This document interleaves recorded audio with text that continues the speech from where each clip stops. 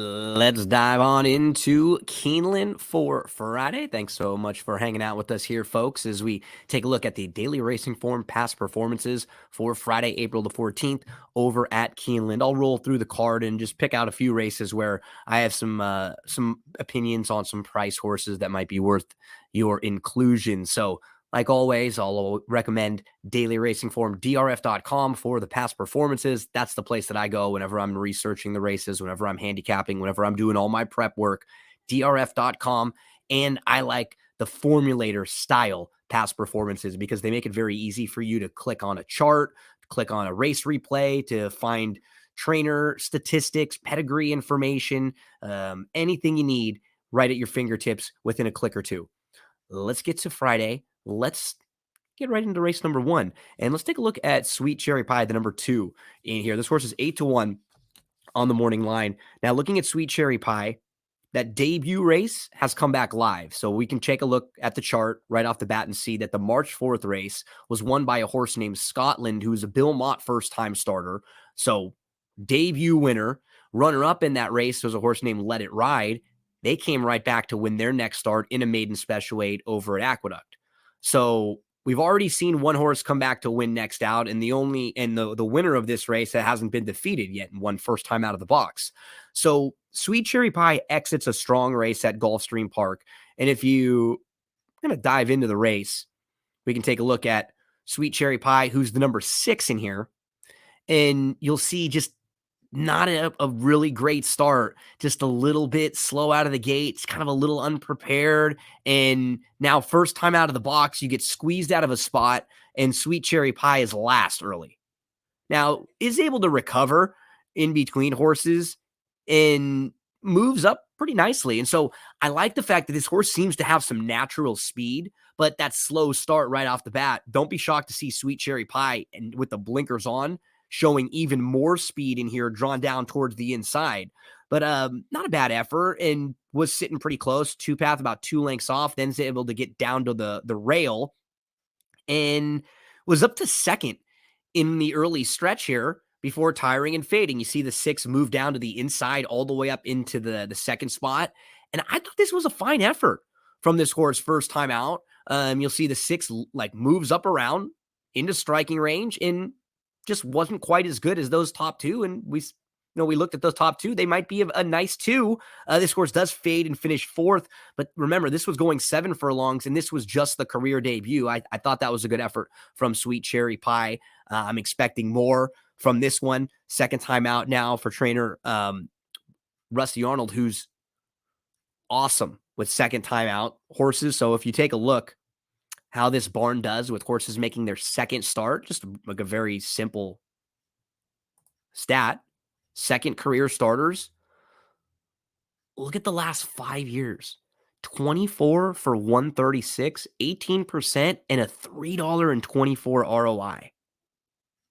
Really positive with horses that make their second start. This is a barn that doesn't crank them quite as much first time out, so they can take a lot out of their debut race, and you're adding the blinkers. So you just check a lot of boxes with this horse.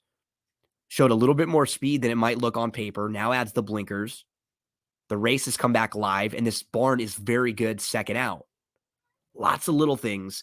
The price is also right. I'd say anything at 5-1 and above, we give a look to the number 2, Sweet Cherry Pie, in race number 1. Moving a little later on in the card, let's flip to the 5th race. A couple horses I wanted to mention in here in this 5th race. Now, the 1, Miss Astor, is very, very talented. I think this is a nice filly. She's moving in the right direction. She's shown really nice improvement in each of her starts, and I think she'll save ground really well. So if you're playing any type of exotics, throw Mrs. Astor in. She makes sense. I do think it's going to be a better spot for the number 10, Malimu, who I've played the last 2 times after she had a little trouble on December the 10th. And maybe it just was facing slightly too tough.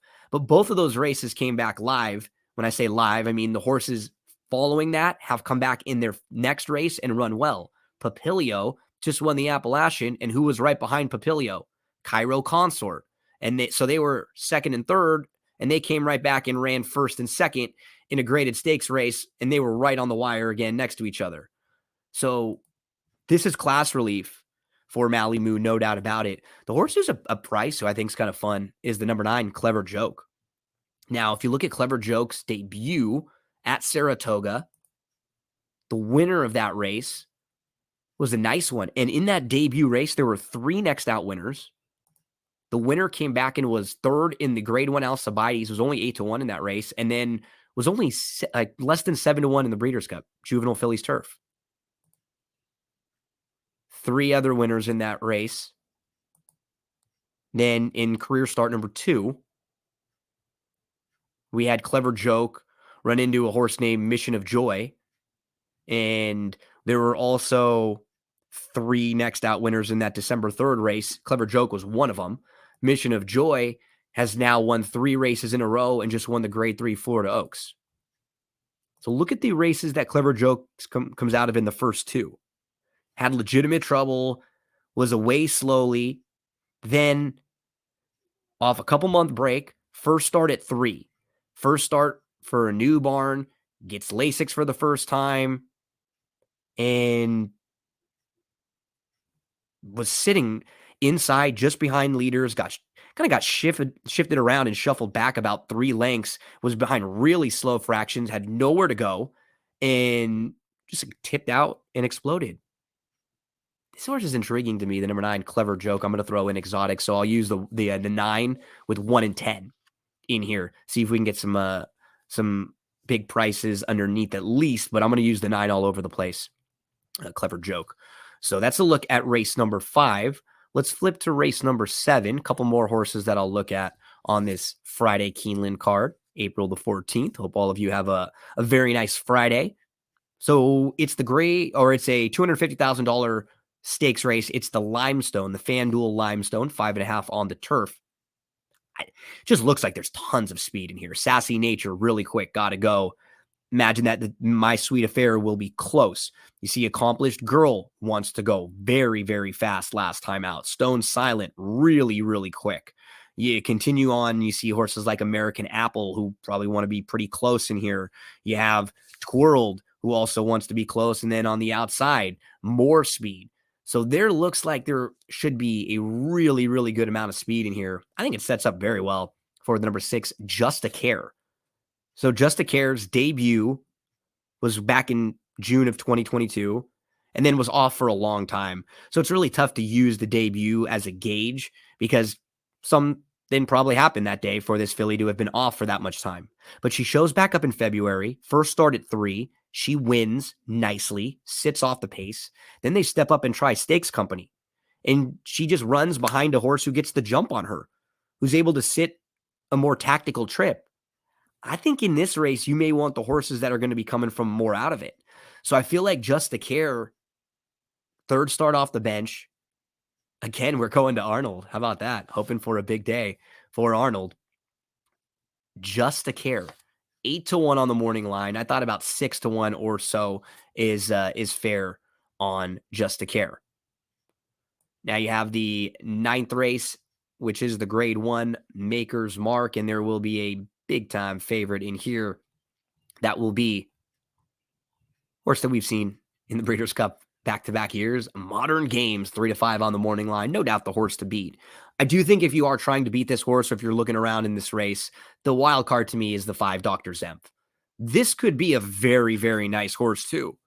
He was a legitimate group stakes horse in Ireland before coming over to the U.S., and now will be making their second start for Chad Brown.